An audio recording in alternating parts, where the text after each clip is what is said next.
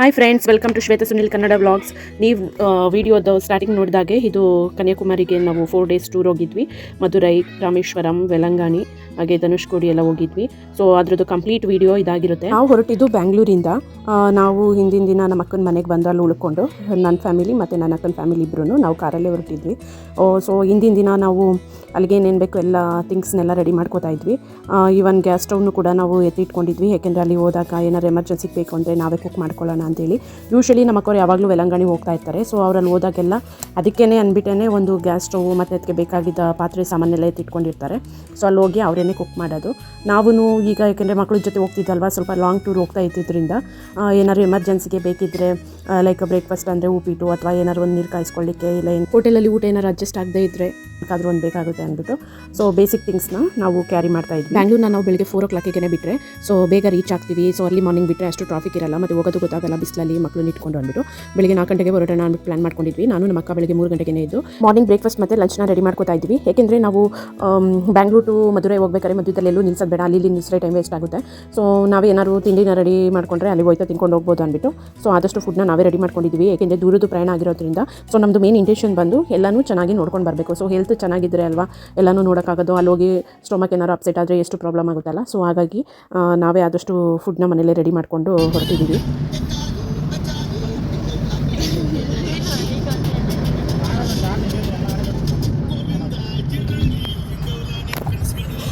ಇರ್ವಿನಲ್ಲಿ monkey monkey ಕಂಬ monkey monkey ಅಲ್ಲಿ ಕಂಬ ಕಂಬ ಮೇಲೆ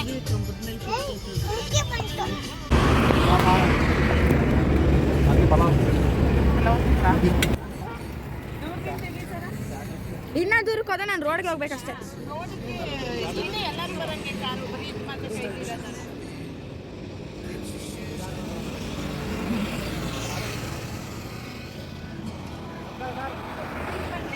ಹೊರಗಡೆ ಬಂದ್ರೆ ಯಾಕೆ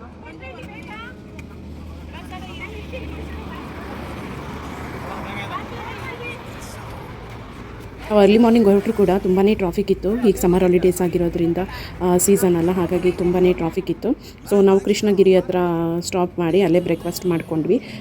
ವಾಶ್ರೂಮ್ಗೆಲ್ಲ ಹೋಗ್ಲಿಕ್ಕೆ ಈಸಿ ಆಗುತ್ತೆ ಅಂದ್ಬಿಟ್ಟು ಒಂದು ಫ್ಯಾಮಿಲಿ ಡಬ್ಬದ ಹತ್ರ ನಿಲ್ಲಿಸ್ಕೊಂಡು ಅಲ್ಲೇ ಬ್ರೇಕ್ಫಾಸ್ಟ್ ಮಾಡಿಕೊಂಡು ಕಾಫಿ ಟೀ ಕುಡ್ಕೊಂಡು ಅಲ್ಲಿಂದ ಮಧುರೈಗೆ ಹೊರಟ್ವಿ.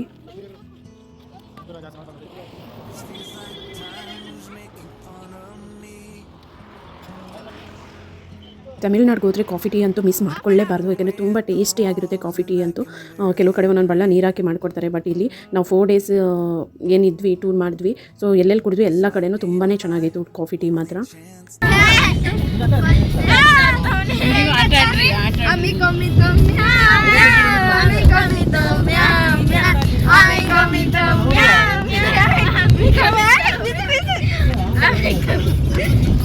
ತಮಿಳ್ನಾಡಿಗೆ ನಾವು ಟೂರ್ ಮಾಡಲಿಕ್ಕೆ ಹೋದಾಗ ಹೈಯೆಸ್ಟು ನಮಗೆ ಕಾಣಲಿಕ್ಕೆ ಸಿಗೋತ್ತಂದರೆ ವಿಂಡ್ ಫ್ಯಾನ್ಸು. ಸೊ ವಿಂಡ್ ಫ್ಯಾನ್ಸ್ನೆಲ್ಲ ಇಲ್ಲೇ ತಯಾರು ಮಾಡ್ತಾರೆ. ಹಿಲ್ ಸ್ಟೇಷನ್ ಆಗಿರೋದ್ರಿಂದ ಹಿಲ್ ಸ್ಟೇಷನ್ಗಳಲ್ಲೂ ಕೂಡ ನಿಮಗೆ ತುಂಬ ವಿಂಡ್ ಫ್ಯಾನ್ಗಳು ಕಾಣಲಿಕ್ಕೆ ಸಿಗ್ತವೆ. ಹಾಗೆ ಅದನ್ನ ಕ್ಯಾರಿ ಮಾಡೋ ದೊಡ್ಡ ದೊಡ್ಡ ಟ್ರಕ್ಗಳನ್ನೂ ಕೂಡ ನೀವು ಎಕ್ಸ್ಪೀರಿಯೆನ್ಸ್ ಮಾಡ್ಬೋದಲ್ಲಿ.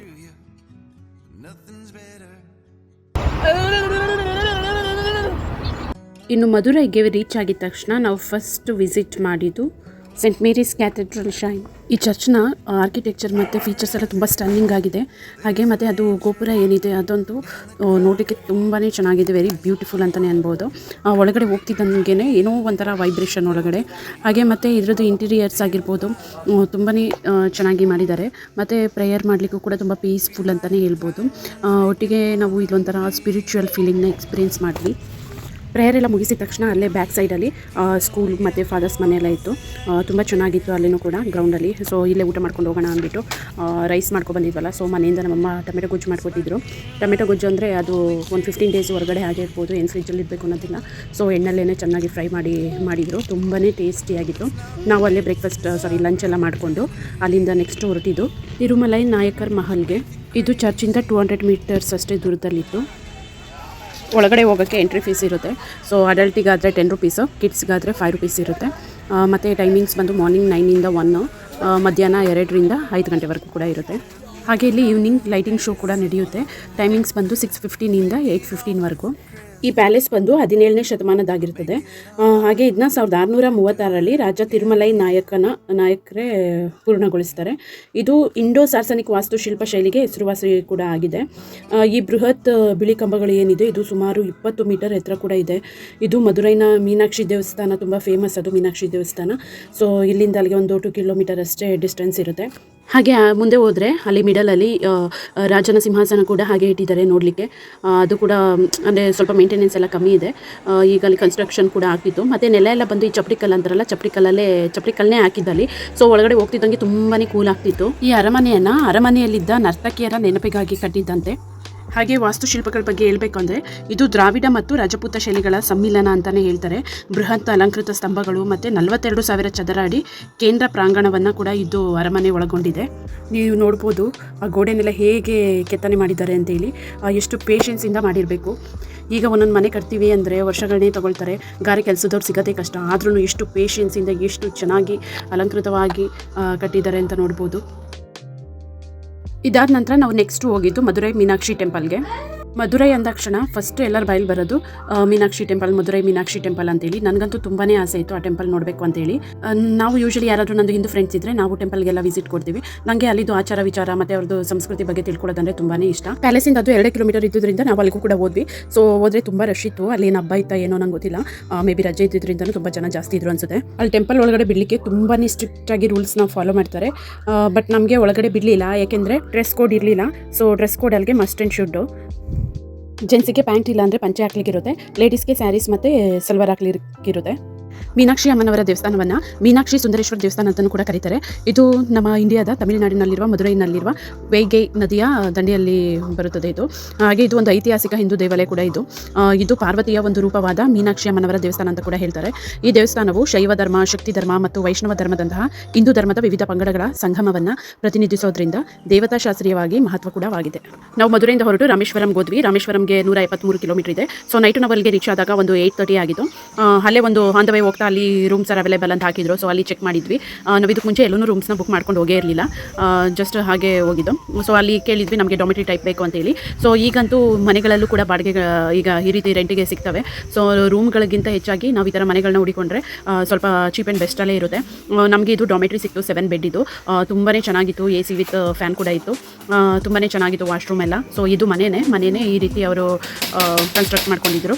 ಇಲ್ಲಿ ರೂಮ್ಸ್ ಕೂಡ ಅವೈಲೇಬಲ್ ಇತ್ತು, 5 ಬೆಡ್, 3 ಬೆಡ್, 2 ಬೆಡ್ ಆಗಿ. ಸೊ ನಾವು ಡಾಮಿಟ್ರಿನೇ ತೊಗೊಂಡಿದ್ವಿ. ವಾಶ್ರೂಮ್ ಎಲ್ಲ ಇತ್ತು, ತುಂಬಾ ಚೆನ್ನಾಗಿತ್ತು. ಜಸ್ಟ್ ನಮಗೆ ಎಲ್ಲೋ ಮನೇಲಿ ಇದ್ದೀವೇನೋ ಅಂತ ಅನಿಸ್ತಿತ್ತು. ತುಂಬ ಫ್ರೀ ಆಗಿದ್ವಿ, ಒಳ್ಳೆ ನಿದ್ದೆ ಕೂಡ ಬಂತು ಅವತ್ತು. ಹೊರಗಡೆ ಕೂಡ ಓಡಾಡಲಿಕ್ಕೆ ತುಂಬಾ ಜಾಗ ಇತ್ತು, ಮಕ್ಕಳು ಕೂಡ ಆಟ ಆಡಲಿಕ್ಕೆ ತುಂಬ ಕಂಫರ್ಟ್ ಆಗಿತ್ತು.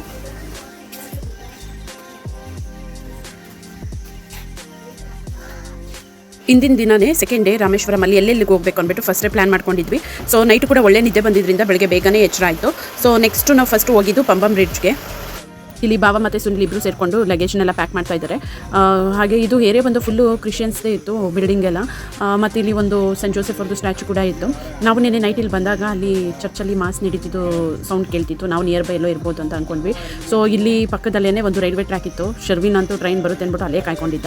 ನಾನು ಕೂಡ ಹಂಗೆ ವಾಕ್ ಮಾಡ್ಕೊಂಡು ಬರೋಣ, ಚೆನ್ನಾಗಿತ್ತು ವೆದರ್ ಅಂದ್ಬಿಟ್ಟು ನಾನು ಸಾರ ಅದು ಟ್ರ್ಯಾಕ್ನ ದಾಟಿ ಅಲ್ಲೇ ಮುಂದೆ ಒಂದು ರೋಡ್ ಇತ್ತು ಅಂದ್ಬಿಟ್ಟು ಹೋಗ್ತಾ ಇದ್ವಿ. ಸೊ ಅಲ್ಲೇ ಹೋಗ್ತಾ ನೋಡಿದ್ವಿ, ಅಲ್ಲಿ ಸಿಸ್ಟರ್ಸ್ದು ಕಾನ್ವೆಂಟ್ ಇತ್ತು, ಮತ್ತು ಓಲ್ಡ್ ಫಾರ್ ಏಜು ಮತ್ತು ಮೆಂಟಲಿ ಡಿಸೇಬಲ್ಡ್ ಚಿಲ್ಡ್ರನ್ಸ್ದು ಕೂಡ ಹೌಸ್ ಇತ್ತು.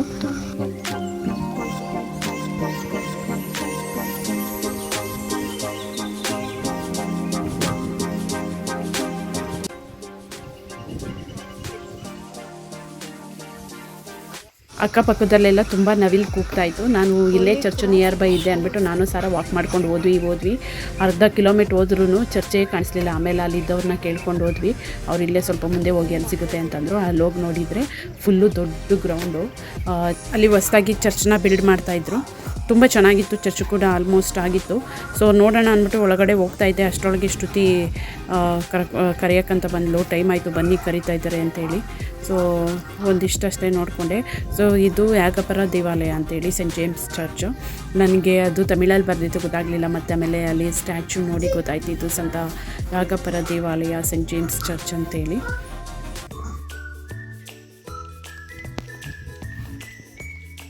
ಪಂಬನ್ ಬ್ರಿಡ್ಜ್ ನಾವು ರೀಚ್ ಆದ್ವಿ. ಸೊ 1 ಕಿಲೋಮೀಟರ್ ಡಿಸ್ಟೆನ್ಸಲ್ಲೇ ನಾವು ಸ್ಟೇ ಆಗಿದ್ದು.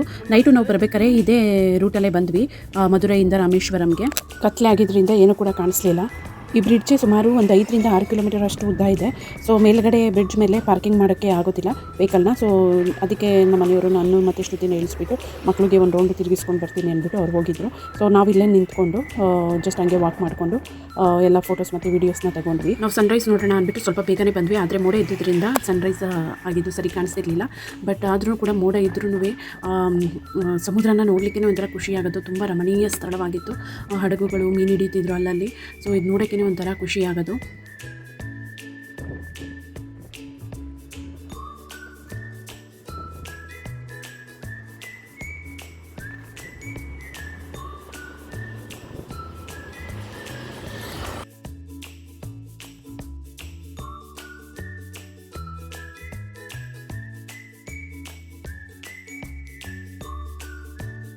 ಈ ಬ್ರಿಡ್ಜ್ಗೆ ಇದ್ರದೇ ಆದ ಇತಿಹಾಸ ಇದೆ. ಇದು ಇಡೀ ಭಾರತದಲ್ಲೇ ನಿರ್ಮಾಣ ಮಾಡಿದಂಥ ಅತ್ಯಂತ ಅಪಾಯಕಾರಿ ರೈಲ್ವೆ ಬ್ರಿಡ್ಜ್ ಇದು. ಇದನ್ನ ಯಾವ ರೀತಿ ಕನ್ಸ್ಟ್ರಕ್ಟ್ ಮಾಡಿದ್ದಾರೆ ಅಂದರೆ, ಸಮುದ್ರದ ಮಧ್ಯೆ ಇರುವ ಈ ಬ್ರಿಡ್ಜು ಓಪನ್ ಆಗಿ ಕ್ಲೋಸ್ ಆಗುತ್ತೆ. ಯಾವಾಗ ದೊಡ್ಡ ದೊಡ್ಡ ಹಡಗು ಬರುತ್ತೆ ಇದು ಬ್ರಿಡ್ಜ್ ಹತ್ರ, ಬ್ರಿಡ್ಜ್ನ ಪಾಸ್ ಮಾಡಬೇಕಾದ್ರೆ ಅವಾಗೆಲ್ಲ ಅದು ಓಪನ್ ಆಗುತ್ತೆ. ಇದನ್ನ ಯಾಕೆ ಅತ್ಯಂತ ಅಪಾಯಕಾರಿ ಬ್ರಿಡ್ಜ್ ಅಂತ ಹೇಳ್ತಾರೆ ಅಂದರೆ, ಇದನ್ನ ಕಟ್ಟಿರೋದು ಸಮುದ್ರದ ಮಧ್ಯೆ. ಈ ಪ್ರದೇಶ ಅತಿ ಹೆಚ್ಚು ಸೈಕ್ಲೋನ್ಗೆ ಒಳಗಾಗುವ ಪ್ರದೇಶ, ಹಾಗೆ ಅತಿ ಹೆಚ್ಚು ಚಂಡಮಾರುತಕ್ಕೆ ಒಳಗಾಗುವ ರಾಮೇಶ್ವರಮಲ್ಲಿ ಇದನ್ನ ಬಿಲ್ಡ್ ಮಾಡಿರುವಂಥದ್ದು. ಈ ಓಲ್ಡ್ ಬ್ರಿಡ್ಜ್ ಏನಿದೆ ಇದನ್ನ 1911ರಲ್ಲಿ ಸ್ಟಾರ್ಟ್ ಮಾಡಿ 1914ರಲ್ಲಿ ಕಂಪ್ಲೀಟ್ ಆಗಿ ನಿರ್ಮಾಣ ಮಾಡ್ತಾರೆ. ಇದನ್ನ ಯಾಕೆ ಇಲ್ಲೇ ಬಿಲ್ಡ್ ಮಾಡಿದ್ರು ಅಂದರೆ ಅದಕ್ಕೂ ಒಂದು ಕಾರಣ ಇದೆ. ಬ್ರಿಟಿಷರು ಭಾರತ ಮತ್ತು ಶ್ರೀಲಂಕಾದ ನಡುವೆ ವ್ಯಾಪಾರ ಕಲ್ಪಿಸೋಕ್ಕೋಸ್ಕರ ಬ್ರಿಟಿಷರು ಇದನ್ನ ಬ್ರಿಡ್ಜ್ನ ಇಲ್ಲಿ ನಿರ್ಮಾಣ ಮಾಡ್ತಾರೆ. ಹಿಂದೆ ನೋಡ್ತಿದ್ದೀರಲ್ಲ, ಇದೇ 2025 ಏಪ್ರಿಲಲ್ಲಿ ಉದ್ಘಾಟನೆಯಾದ ಹೊಸ ಪಂಬನ್ ಸೇತುವೆ. ಮೋದಿಯವರು ಇದನ್ನ ಉದ್ಘಾಟನೆ ಮಾಡ್ತಾರೆ. ಇದು 535 ಕೋಟಿ ವೆಚ್ಚದಲ್ಲಿ ನಿರ್ಮಾಣವಾಗಿರುವಂತಹ ಸೇತುವೆ. ಹಳೆ ಸೇತುವೆಗೆ 111 ವರ್ಷದ ಇತಿಹಾಸವಿದೆ. ಅದು ಸಮುದ್ರದ ನೀರಿನ ಹೊಡೆತ ಮತ್ತು ಹೆಚ್ಚಿನ ಸಂಚಾರದಿಂದ ಶಿಥಿಲಗೊಂಡಿದ್ದರಿಂದ ಇದು ಹೊಸದನ್ನ ನಿರ್ಮಾಣ ಮಾಡ್ತಾರೆ. ಹಾಗೆ ಇದು ಹೊಸ ರೈಲ್ವೆ ಬ್ರಿಡ್ಜು 2 ಕಿಲೋಮೀಟರ್ ಅಷ್ಟು ಉದ್ದದಾಗಿದ್ದು. ಫಸ್ಟು ಹಳೇದಾಗಿದ್ದರೆ ಗೇಟು ಓಪನ್ ಆಗಲಿಕ್ಕೆ 30ರಿಂದ 40 ನಿಮಿಷ ತಗೊಳ್ಳೋದು. ಬಟ್ ಈಗ ಹೊಸದರಲ್ಲಿ ಮಾನವರಹಿತವಾಗಿ ಕೆಲಸ ಮಾಡುವಂಥದ್ದು ಲಿಫ್ಟು 5 ನಿಮಿಷದಲ್ಲೇ ಓಪನ್ ಆಗುತ್ತೆ. ಈ ಬ್ರಿಡ್ಜನ್ನು RVNL ಅವರು ನಿರ್ಮಾಣ ಮಾಡಿರ್ತಾರೆ. ಬ್ರಿಡ್ಜ್ ಮೇಲೆ ನಿಂತ್ಕೊಂಡಿದ್ರು ಕೂಡ ತುಂಬಾ ಭಯ ಆಗೋದು. ಆ ಕಡೆ ಈ ಕಡೆ ಸಮುದ್ರ ಮಧ್ಯದಲ್ಲಿ ಬೇರೆ ತುಂಬ ಸ್ಪೀಡಾಗಿ ಬರುವಂಥ ವೆಹಿಕಲ್ಗಳು. ಅದಲ್ಲದೆ ಅಲ್ಲಿ ಏನಾದರೂ ಬಸ್ಸು ಮತ್ತು ಲಾರಿ ದೊಡ್ಡ ವೆಹಿಕಲ್ಸ್ ಬಂತು ಅಂದರೆ ಆ ಬ್ರಿಡ್ಜ್ ಕೂಡ ವೈಬ್ರೇಷನ್ ಆಗೋದು. ಸೊ ನಮ್ಗೆ ಅಲ್ಲಿ ನಿಂತಿದ್ದಾಗ ಸ್ವಲ್ಪ ಭಯನೇ ಆಗ್ತಿತ್ತು.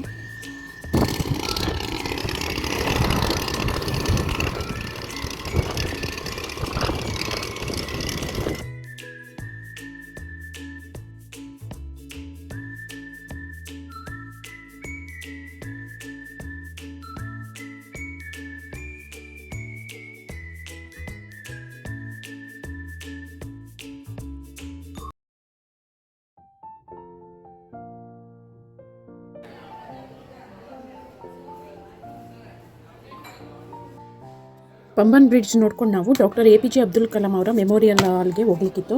ಸೊ ಅದು 9 o'clockಗೆ ಓಪನ್ ಆಗೋದಂತಿತ್ತು. ಸೊ ಅಷ್ಟರೊಳಗೆ ನಾವು ಬ್ರೇಕ್ಫಾಸ್ಟ್ ಮಾಡೋಣ ಅಂದ್ಬಿಟ್ಟು ತಿಂಡಿ ತಿನ್ನಲಿಕ್ಕೆ ಹೋಟೆಲ್ಗೆ ಬಂದ್ವಿ.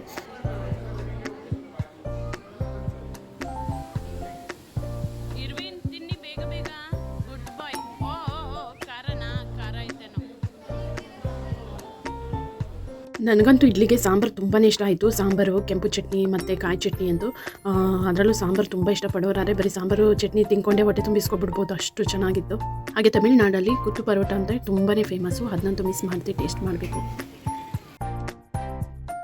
ತಿಂಡಿ ತಿನ್ಕೊಂಡು ಅಬ್ದುಲ್ ಕಲಾಂ ಅವ್ರ ಮೆಮೋರಿಯಲ್ ಹಾಲ್ಗೆ ಹೋಗ್ಲಿಕ್ಕೆ ಇನ್ನೂ ಸಮಯ ಇತ್ತು ಅಂತೇಳಿ ಲಕ್ಷ್ಮಣ ತೀರ್ಥಂ ಟೆಂಪಲ್ ಹೋಗೋಣ ಅಂದ್ಬಿಟ್ಟು ಅಲ್ಲೇ ಬಂದ್ವಿ. ಸೊ ಅದು ನಿಯರ್ ಬೈ ಇತ್ತು, ಎಲ್ಲ ಒಂದೊಂದು 1-2 ಕಿಲೋಮೀಟರ್ ಅಷ್ಟೇ ಡಿಸ್ಟೆನ್ಸಲ್ಲಿ ಇತ್ತು. ಸೊ ಹಾಗಾಗಿ ನಾವು ಲಕ್ಷ್ಮಣ ತೀರ್ಥಂ ಇದ್ದೇವೆ ಈಗ. ಇದನ್ನು ಕೂಡ ತುಂಬಾ ಚೆನ್ನಾಗಿದೆ. ಆ ಪಿಲ್ಲರ್ಗಳೆಲ್ಲ ಡಿಸೈನ್ ಎಲ್ಲ ನೋಡ್ಬೋದು ಎಷ್ಟು ಚೆನ್ನಾಗಿದೆ ಅಂತೇಳಿ. ಸುತ್ತ ಟೆಂಪಲ್ಲು, ಮಧ್ಯದಲ್ಲಿ ಕೊಳ ಕೂಡ ಉಂಟು.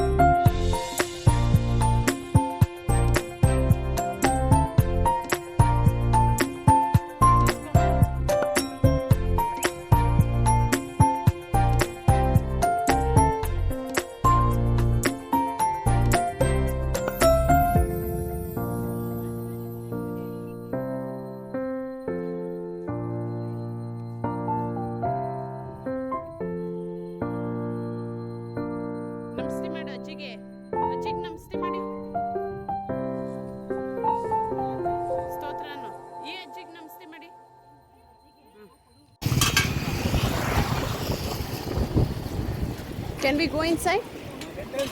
Entrance Where is end here? Yes. Open ಆದ ತಕ್ಷಣ ನಾನೇ ಫಸ್ಟ್ ಬರ್ತಾ ಇರೋದು. Happy doctor APJ Abdul Kalam ಸ್ಮಾರಕವು ರಾಮೇಶ್ವರಂನ ಧನುಷ್ಕೋಡಿ ಹೋಗುವ ದಾರಿಯಲ್ಲಿ ಸಿಗ್ತದೆ. ಇದು ಇಂಡಿಯನ್ ಕಾನ್ಸ್ಟಿಟ್ಯೂಷನ್ ಮಾಜಿ ರಾಷ್ಟ್ರಪತಿಯಾದ APJ ಅಬ್ದುಲ್ ಕಲಾಂ ಅವರಿಗೆ ಸಮರ್ಪಿತವಾದ ಸ್ಮಾರಕವಾಗಿದೆ. ಈ ಸ್ಮಾರಕವನ್ನು DRDO ರಕ್ಷಣಾ ಸಂಶೋಧನೆ ಮತ್ತು ಅಭಿವೃದ್ಧಿ ಸಂಸ್ಥೆ ಕಲಾಂ ಅವರಿಗೆ ಗೌರವ ಸಲ್ಲಿಸಲು ಮತ್ತು ಭಾರತದ ಸಾಂಸ್ಕೃತಿಕ ಪರಂಪರೆ ಮತ್ತು ಜನಾಂಗೀಯ ವೈವಿಧ್ಯತೆಯನ್ನು ಪ್ರದರ್ಶಿಸಲು ವಿನ್ಯಾಸಗೊಳಿಸಿ ನಿರ್ಮಿಸಿದೆ. ಡಾಕ್ಟರ್ ಕಲಾಂ ಜುಲೈ 27, 2015 ನಿಧನರಾಗ್ತಾರೆ. ಡಾಕ್ಟರ್ ಕಲಾಂ ಅವರು ಶಿಲಾಂಗ್ನ ಇಂಡಿಯನ್ ಇನ್ಸ್ಟಿಟ್ಯೂಟ್ ಆಫ್ ಮ್ಯಾನೇಜ್ಮೆಂಟ್ನಲ್ಲಿ ಜೀವಂತ ಗ್ರಹ ಭೂಮಿಯನ್ನು ಸೃಷ್ಟಿಸುವುದು ಇದರ ಕುರಿತಾಗಿ ಉಪನ್ಯಾಸ ನೀಡ್ತಾ ಇರ್ತಾರೆ. ಉಪನ್ಯಾಸವು 4000 ಪದಗಳಾಗಿರಬೇಕಾಗಿರುತ್ತೆ. ಆದರೆ ಒಂದೆರಡು ವಾಕ್ಯಗಳನ್ನು ಹೇಳ್ತಾನೆ ಅವರು ಕುಸಿದು ಬೀಳ್ತಾರೆ. ಇಮಿಡಿಯೇಟ್ ಅವ್ರನ್ನ ಹಾಸ್ಪಿಟಲ್ಗೆ ಶಿಫ್ಟ್ ಮಾಡ್ತಾರೆ.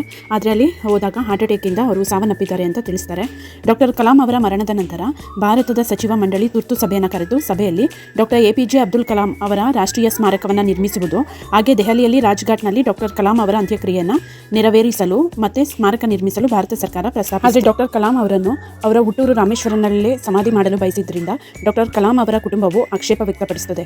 ನಂತರ ಭಾರತ ಸರ್ಕಾರವು ಕುಟುಂಬದವರ ಆಶಯಗಳನ್ನು ಪೂರೈಸಲು ಒಪ್ಪಿಕೊಂಡು ಮತ್ತೆ ಅದೇ ವರ್ಷ ಡಾಕ್ಟರ್ ಕಲಾಂ ಅವರ ಜನ್ಮ ದಿನಾಂಕದಂದು ಅಕ್ಟೋಬರ್ 15 ರಾಮೇಶ್ವರಮಲ್ಲಿ ಸ್ಮಾರಕದ ನಿರ್ಮಾಣದ ಪ್ರಾರಂಭವಾಗುತ್ತದೆ. ಜುಲೈ 27, 2017 ಡಾಕ್ಟರ್ ಕಲಾಂ ಅವರ 2ನೇ ಪುಣ್ಯತಿಥಿಯ ಸಂದರ್ಭದಲ್ಲಿ ಸ್ಮಾರಕವನ್ನು ಪ್ರಧಾನಿ ನರೇಂದ್ರ ಮೋದಿ ಉದ್ಘಾಟಿಸ್ತಾರೆ. ನಾವು ಇಲ್ಲಿ ಏನೇನು ನೋಡ್ಬೋದಪ್ಪ ಅಂತಂದರೆ ಡಾಕ್ಟರ್ APJ ಅಬ್ದುಲ್ ಕಲಾಂ ರವರ ಸ್ಮಾರಕ, ವಸ್ತು ಸಂಗ್ರಹಾಲಯ, ಕ್ಷಿಪಣಿ ಮನುಷ್ಯ, ಹಾಗೆ ಅವರ ಬಾಲ್ಯದಿಂದ ಹಿಡಿದು ಅಧ್ಯಕ್ಷ ಸ್ಥಾನದವರೆಗೆ ಅವರ ಜೀವನವನ್ನು ದಾಖಲಿಸುವ ವರ್ಣಚಿತ್ರಗಳು, ಡಾಕ್ಟರ್ ಕಲಾಂ ಅವರು DRDO ಮತ್ತು ಇಸ್ರೋದಲ್ಲಿ ಕೆಲಸ ಮಾಡಿದ ಕ್ಷಿಪಣಿಗಳು, ರಾಕೆಟ್ನ ಪ್ರತಿಕೃತಿಗಳು, ಹಾಗೆ ಮತ್ತು ಔಟ್ಸೈಡ್ ಗಾರ್ಡನಲ್ಲಿ ವಿವಿಧ ರಾಜ್ಯಗಳಿಂದ ಪಡೆದ ಸಸ್ಯಗಳನ್ನು ಬಳಸಿಕೊಂಡು ಮೊಘಲ್ ಗಾರ್ಡನ್ ಶೈಲಿಯಲ್ಲಿ ವಿನ್ಯಾಸಗೊಳಿಸಲಾಗಿದೆ. ಇದಂತೂ ತುಂಬಾ ಚೆನ್ನಾಗಿದೆ, ಮಕ್ಕಳಿಗಂತೂ ತುಂಬಾ ಯೂಸ್ಫುಲ್ಲು. ಆದರೆ ಒಳಗಡೆ ಮೊಬೈಲ್ನ ಅಲೋ ಮಾಡಲ್ಲ, ಹಾಗಾಗಿ ಯಾವುದೇ ಒಳಗಡೆ ಇದ್ದಿದ್ದ ಫೋಟೋಸ್ಗಳನ್ನ ತೆಗಿಯೋಕ್ಕಾಗಲ್ಲ. ಒಳಗಡೆ ಹೋದ್ರಂತೂ ಮೈ ರೋಮಾಂಚನಗೊಳ್ಳುತ್ತೆ, ಅಷ್ಟು ಚೆನ್ನಾಗಿ. ಡಾಕ್ಟರ್ APJ ಅವರ ಪರ್ಸನಲ್ ಥಿಂಗ್ಸ್ಗಳನ್ನ ನೋಡಿ ಅಂತೂ ತುಂಬಾ ಖುಷಿ ಆಯಿತು. ಬದುಕಿದಾಗ ಅವ್ರನ್ನಂತೂ ಡೈರೆಕ್ಟಾಗಿ ನೋಡೋಕ್ಕಾಗಲಿಲ್ಲ. ಅಟ್ಲೀಸ್ಟ್ ಅವರ ಸ್ಮಾರಕ ಮತ್ತು ಅವರು ಯೂಸ್ ಮಾಡ್ತಿದ್ದ ಥಿಂಗ್ಸ್ನ ನೋಡಿ ತುಂಬಾ ಖುಷಿ ಆಯಿತು. ಓಕೆ ಫ್ರೆಂಡ್ಸ್, ಇಲ್ಲಿವರೆಗೆ ನಾನು ಎಂಡ್ ಮಾಡ್ತೇನೆ ಈ ವ್ಲಾಗ್ಸ್ನ. ಇನ್ನು ನೆಕ್ಸ್ಟ್ ವ್ಲಾಗ್ಸಲ್ಲಿ ನಾನು ಕಂಟಿನ್ಯೂ ಮಾಡ್ತೇನೆ, ಏಕೆಂದರೆ ತುಂಬ ಲೆಂತಿ ಆಗುತ್ತೆ. ಮಧ್ಯೆ ನಾನು ಕೆಲವನ್ನ ತುಂಬ ಸ್ಪೀಡಾಗಿ ಎಕ್ಸ್ಪ್ಲೇನ್ ಮಾಡ್ಕೊಂಡು ಹೋಗಿದ್ದೀನಿ, ಏಕೆಂದರೆ ತುಂಬ ಲೆಂತಿ ಆಗುತ್ತೆ. ನನಗೆ ಇನ್ಫಾರ್ಮೇಷನ್ ಕೊಟ್ಟರೆ ಫುಲ್ಲು ಕಂಪ್ಲೀಟಾಗಿ ಕೊಡಬೇಕಂತ ಆಸೆ, ಅರ್ಧಂಬರ್ಧ ಕೊಟ್ಟರು ನಿಮಗೂ ಅರ್ಥ ಆಗೋಲ್ಲ. ಅದಕ್ಕಾಗಿ ಸ್ವಲ್ಪ ಸ್ಪೀಡಲ್ಲಿ ನಾನು ಎಕ್ಸ್ಪ್ಲೇನ್ ಮಾಡಿದ್ದೀನಿ.